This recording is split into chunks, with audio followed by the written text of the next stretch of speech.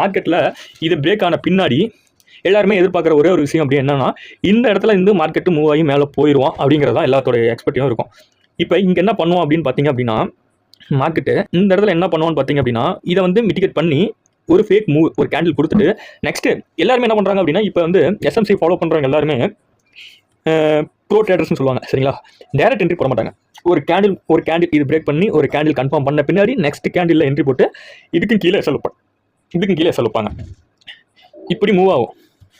இப்படி மூவ் ஆகி நெக்ஸ்ட் வந்து இங்கேருந்து சடனாக பீக்காக மார்க்கெட் மேலே போகும். எது வரைக்கும் போகும் அப்படின்னா இந்த ஹிட் அண்ட் டிமாண்ட் வரைக்கும் போகும் சரிங்களா. இது வரைக்கும் மார்க்கெட் போகும். இங்கே மிட்டிகேட் பண்ணி இங்கேருந்து மார்க்கெட் என்ன பண்ணும் அப்படின்னா இது வரைக்கும் மார்க்கெட் மேலே போகும். எஸ்எல் எது வரைக்கும் வைக்கணும் அப்படின்னா ஓகே இதான் எஸ்எல் எவ்வளோ டிபி இங்கே போகும். மார்க்கெட்டை இந்த ஓபி மிட்டிகேட் பண்ணி எஸ்எல் கீழே வச்சவங்க எல்லாத்தையும் எடுத்துகிட்டு மார்க்கெட் என்ன பண்ணிட்டான் டிபி போயிட்டான். இதுதான் நான் ஃபாலோ பண்ணுற மெத்தடு. இதை பற்றி ஃபுல்லாக தெரிஞ்சுக்கணும் அப்படின்னா கமெண்ட் பண்ணுங்கள். அடுத்த வீடியோவில் இதை பற்றி ஃபுல்லாக பார்க்கலாம்.